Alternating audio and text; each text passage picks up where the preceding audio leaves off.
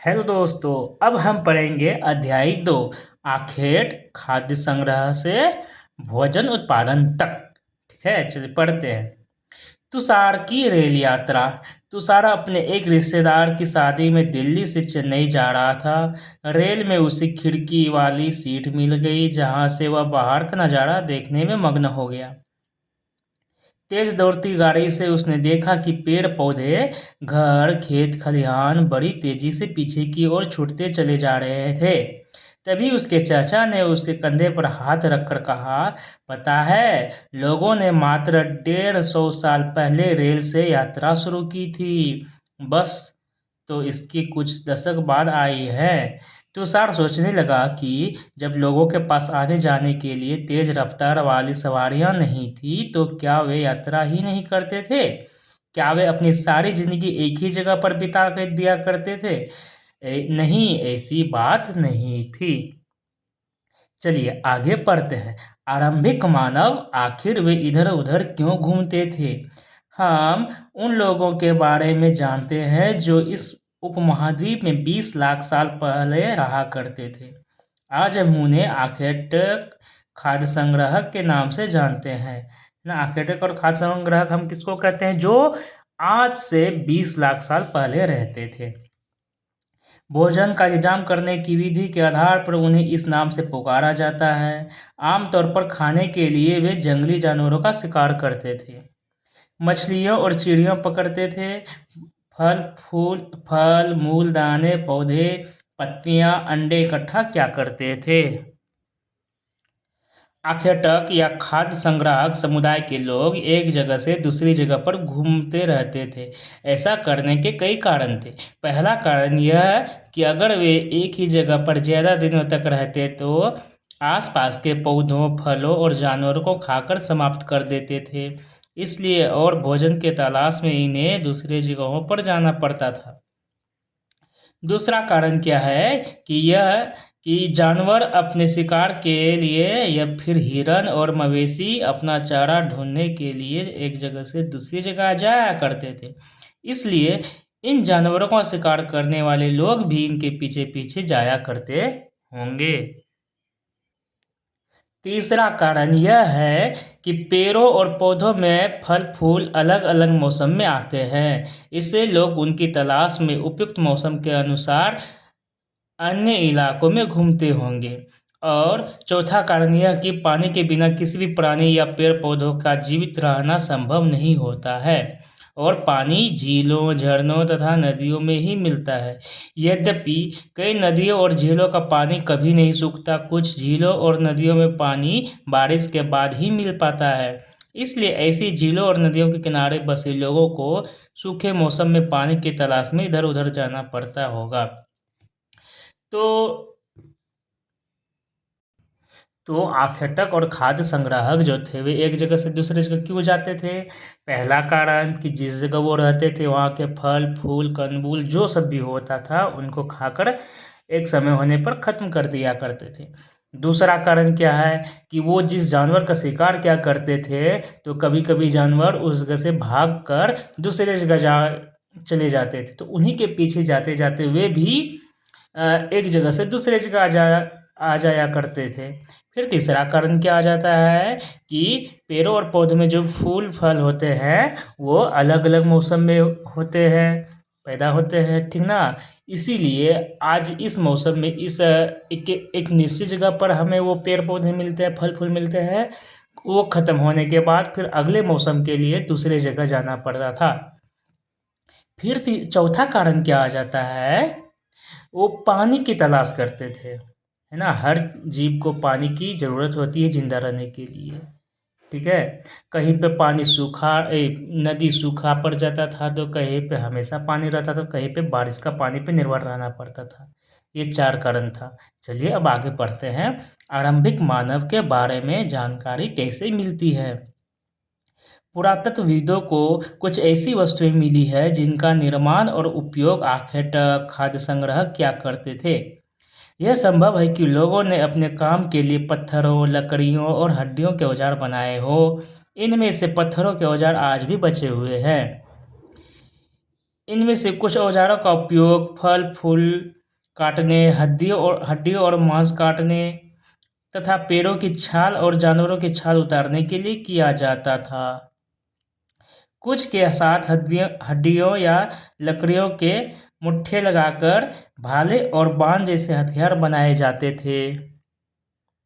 कुछ औजारों से लकड़ियां काटी जाती थी। लकड़ियों का उपयोग ईंधन के साथ साथ झोपड़ियां और औजार बनाने के लिए क्या करते थे, है ना। लकड़ियों का उपयोग क्या करने के लिए, तो ईंधन के साथ साथ झोपड़ियां और औजार बनाने के लिए क्या करते थे।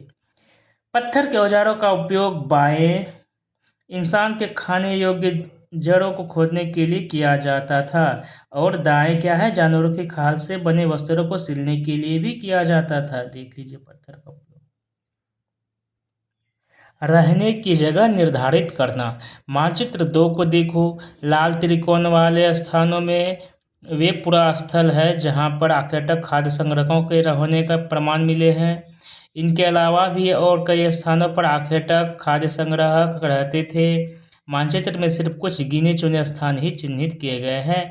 कई पुरास्थल नदियों और झीलों के किनारे पाए जाते हैं या पाए गए हैं।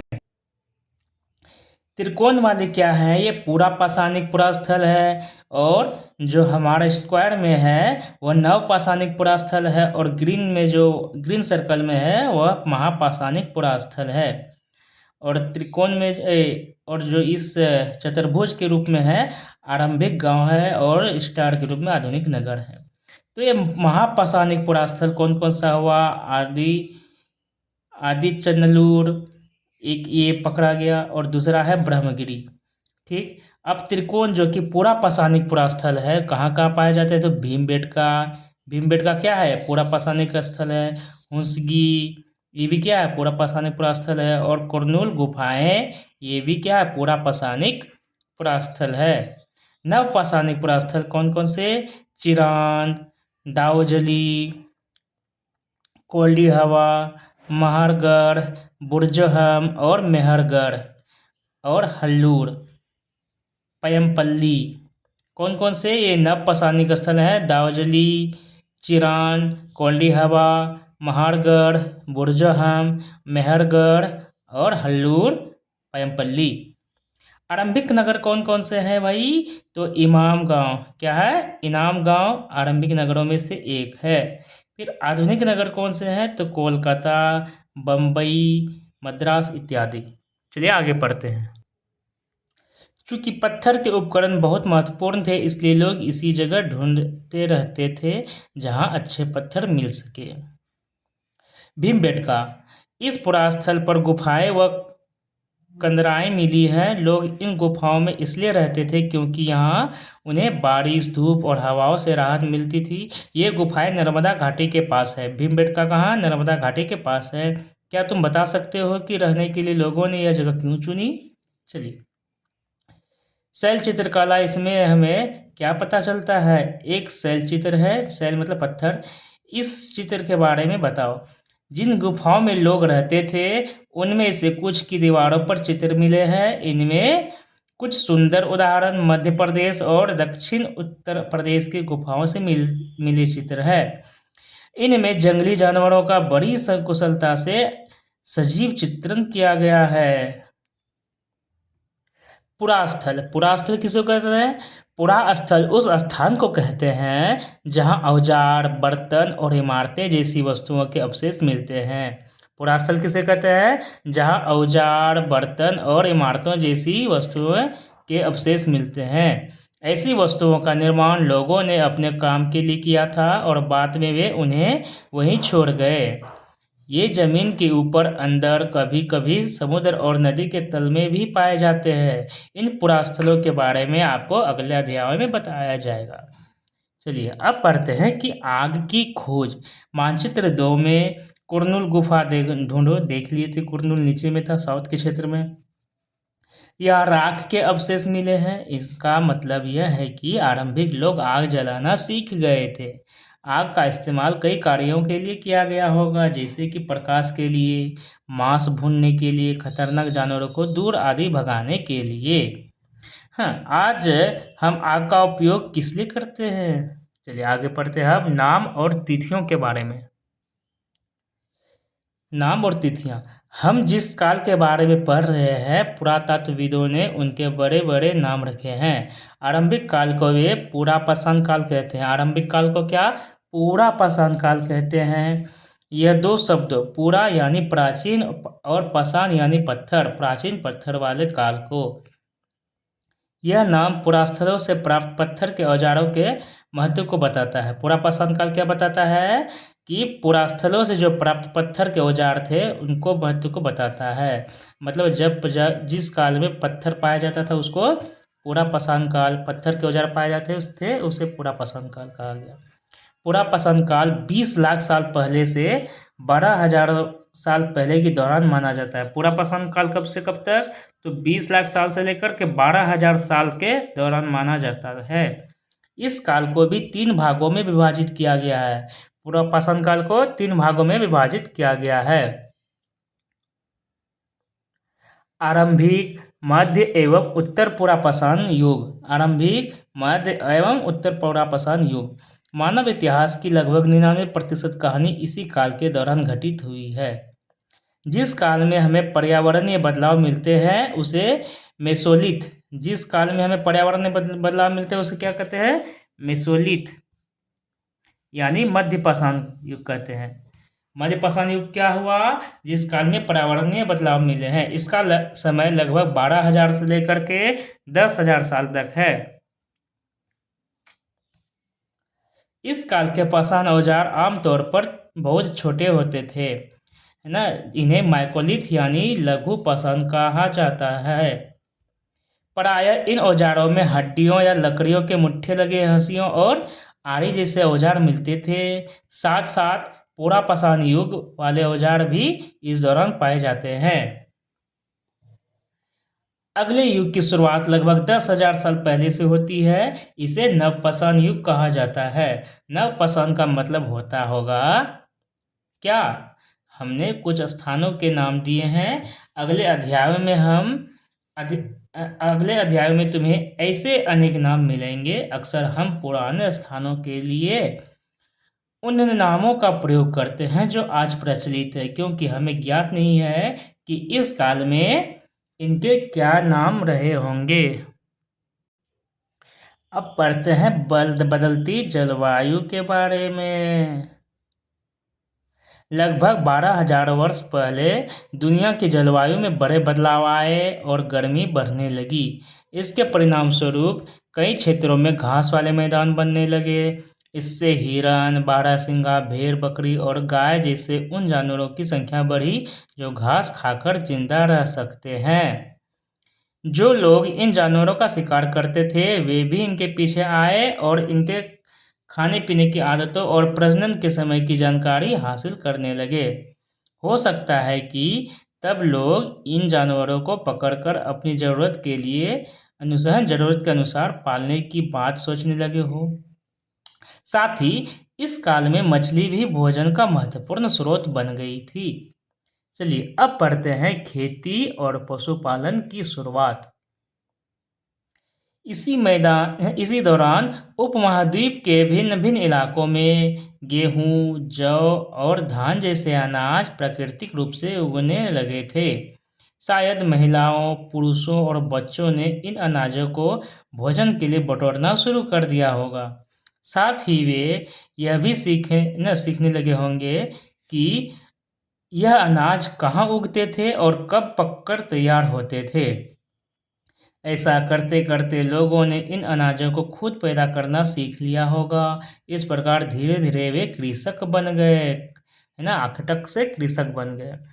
इसी तरह लोगों ने अपने घरों के आसपास चारा रखकर जानवरों को आकर्षित कर उन्हें पालतू बनाया होगा। सबसे पहले जिस जंगली जानवर को पालतू बनाया गया वह कौन थे? कुत्ते का जंगली पूर्वज था। धीरे धीरे लोग भेड़, बकरी, गाय और सूअर जैसे जानवरों को अपने घरों के नजदीक आने को उत्साहित करने लगे। ऐसे जानवर झुंड में रहते थे और ज़्यादातर घास खाते थे। अक्सर लोग अन्य जंगली जानवरों के आक्रमण से उनकी सुरक्षा करते थे और इस तरह धीरे धीरे वे पशुपालक भी बन गए होंगे। क्या तुम बता सकती हो कि सबसे पहले कुत्तों को ही पालतू क्यों बनाया गया? चलिए आगे देखेंगे।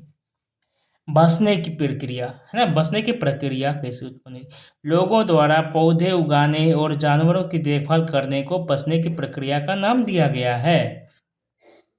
अपनाए गए ये पौधे तथा जानवर अक्सर जंगली पौधों तथा जानवरों से भिन्न होते हैं। इसकी वजह यह है कि बसने की प्रक्रिया की दिशा में अपनाए गए पौधों या जानवरों का लोग चयन करते हैं।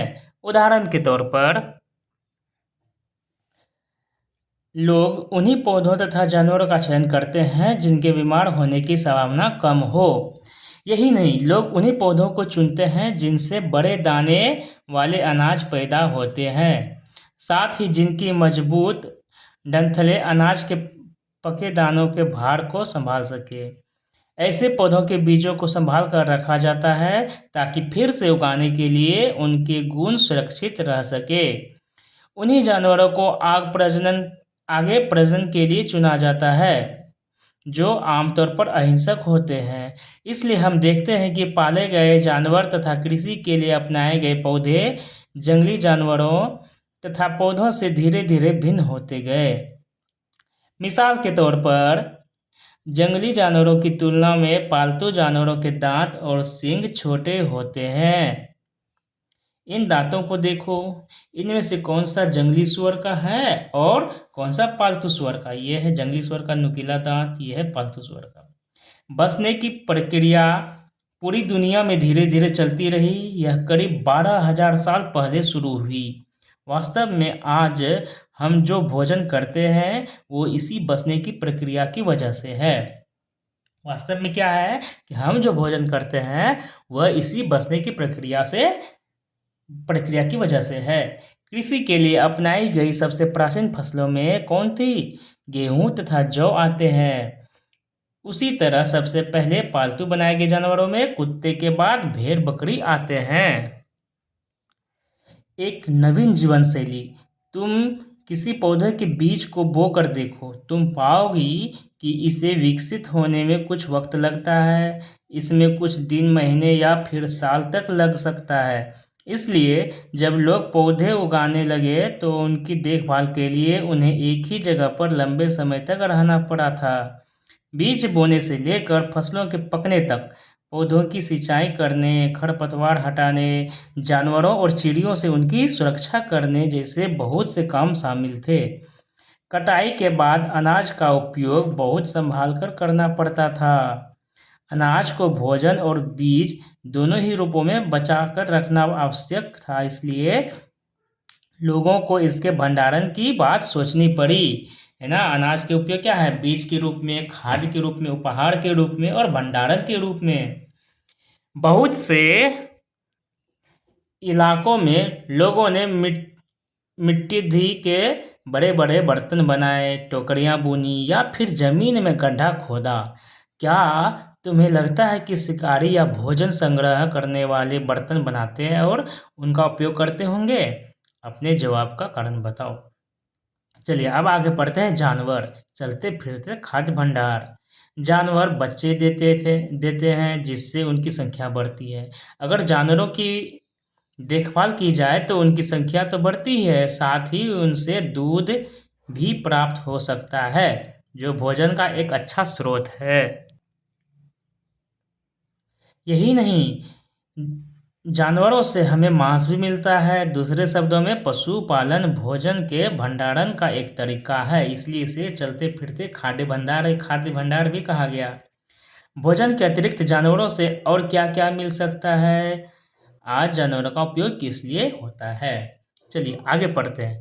आओ आरंभिक कृषकों और पशुपालकों के बारे में पता करें। मानचित्र 2 देखना था, पृष्ठ संख्या 13 जो कि हमने देख लिया। क्या तुम्हें कई नीले वर्ग दिख रहे हैं? पता है इनमें से प्रत्येक बिंदु उस जगह को दर्शाता है जहां पुरातत्वविदों को शुरुआती कृषकों और पशुपालकों के होने के साक्ष्य मिले हैं। ये पूरे उपमहाद्वीप में पाए गए हैं। इनमें सबसे महत्वपूर्ण पश्चिम और उत्तर क्षेत्र में, आधुनिक कश्मीर में और पूर्वी तथा दक्षिण भारत में पाए गए हैं। वास्तव में ये निर्देशित स्थान कृषकों और पशुपालकों की बस्तियां थी या नहीं, इसे जांचने के लिए वैज्ञानिक खुदाई में मिले पौधों और पशुओं की हड्डियों के नमूनों का अध्ययन करते हैं। इनमें से सबसे रोचक जले हुए अनाज के दानों के अवशेष हैं। ऐसा लगता है कि ये गलती से या फिर जानबूझकर जलाए गए होंगे। वैज्ञानिक इन अनाज के दानों की पहचान कर सकते हैं। इस तरह हमें पता चलता है कि इस उपमहाद्वीप के विभिन्न भागों में बहुत सारी फसलें उगाई जाती रही होंगी। वैज्ञानिक विभिन्न जानवरों की हड्डियों की भी पहचान कर सकते हैं। अब पढ़ते हैं अस्थायी जीवन की शुरुआत। पुरातत्वविदों को कुछ पुरास्थलों पर झोपड़ियों और घरों के निशान मिले हैं, जैसे कि बुर्जहम वर्तमान कश्मीर में है। वहाँ के लोग गड्ढे के नीचे घर बनाते थे, जिन्हें गर्तावास कहा जाता है। मतलब बुर्जहम में क्या मिलता है? गर्तावास मिलता है। इनमें उतरने के लिए सीढ़ियाँ होती थी, इससे उन्हें ठंड के मौसम में सुरक्षा मिलती होगी। पुरातत्वविदों को झोपड़ियों के अंदर और बाहर दोनों ही स्थानों पर आग जलाने की जगह मिली है।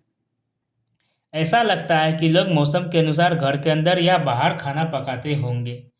एक गर्तावास का चित्र। बहुत सारी जगहों से पत्थर के औजार भी मिले हैं। इनमें से कई ऐसे हैं जो पुरापाषाण युगीन उपकरणों से भिन्न हैं, इसलिए इन्हें नवपाषाण युग का माना गया है। इनमें वे औजार भी हैं जिनकी धार को और अधिक पैना करने के लिए उन पर पॉलिश चढ़ाई जाती थी। ओखली और मूसल का प्रयोग अनाज तथा वनस्पतियों से प्राप्त अन्य चीज़ों को पीसने के लिए किया जाता था। आज हजारों साल बाद भी ओखली और मूसल का प्रयोग अनाज पीसने के लिए किया जाता है। उसी तरह प्राचीन प्रशस्त्र युगीन औजारों का निर्माण और प्रयोग लगातार होता रहा। कुछ औजार हड्डियों से भी बनाए जाते हैं या बनाए जाते थे। नवपाषाण युग के पुरास्थलों से कई प्रकार के मिट्टी के बर्तन मिले हैं। कभी कभी इन पर अलंकरण भी किया जाता था। बर्तनों का उपयोग चीज़ों को रखने के लिए किया जाता था। धीरे धीरे लोग बर्तनों का प्रयोग खाना बनाने के लिए भी करने लगे। चावल, गेहूँ तथा दलहन जैसे अनाज अब आहार का महत्वपूर्ण हिस्सा बन गए थे।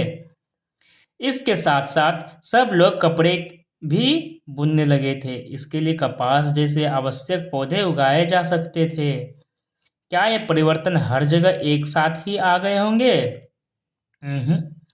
ऐसी बात नहीं है। एक तरफ जहाँ कई जगहों पर स्त्री पुरुष शिकार और भोजन संग्रहण करने का काम करते थे, वहीं अन्य लोगों ने हजारों सालों के दरमियान धीरे धीरे खेती और पशुपालन को अपना लिया। बहुत जगह लोग मौसम के मुताबिक बदल बदल कर अपनी जीविका चलाया करते थे।